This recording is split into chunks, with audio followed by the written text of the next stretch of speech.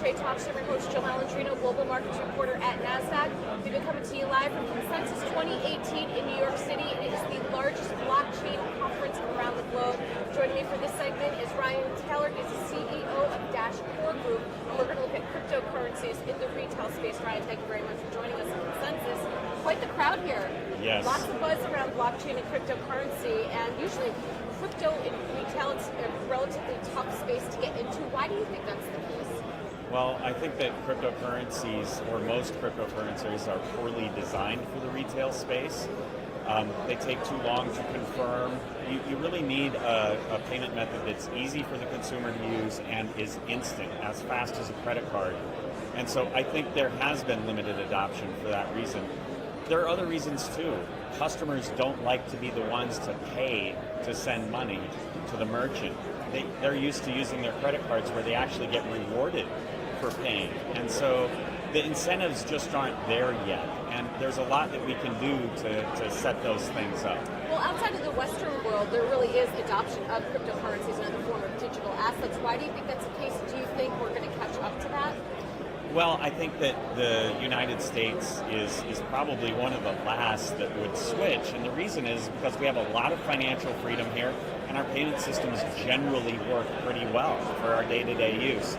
That isn't the case in other countries, and in fact, many other countries, their currencies are not high quality. They're in a state of hyperinflation, and so for countries like that, the volatility of digital currencies is acceptable because it is volatile, but at least it's holding its value or even going up. And so, yeah, we are seeing adoption in other countries happen first. For us, our number 2 country is already Venezuela, and it's growing at an incredible pace. Well, you can see why with inflation there, so that's exactly. The story. But you also say that access is key, but it's also the user experience.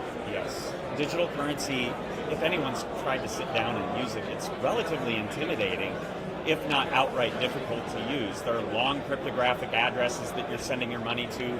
People worry, what happens if I hit a typo? Is my money gone forever and goes to somebody else? And so it is intimidating. It's not your average user. The typical cryptocurrency user is very tech savvy. They're very comfortable with this type of thing. What you need to do is provide an experience that's more like usernames. I friend you. I can access that account from various different devices. That's exactly what we're working on, is trying to make this easier to use.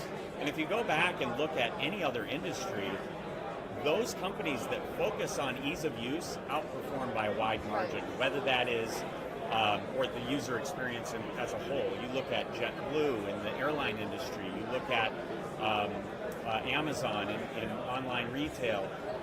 These are companies that really focus on the user experience, and this holds universally true if you analyze it.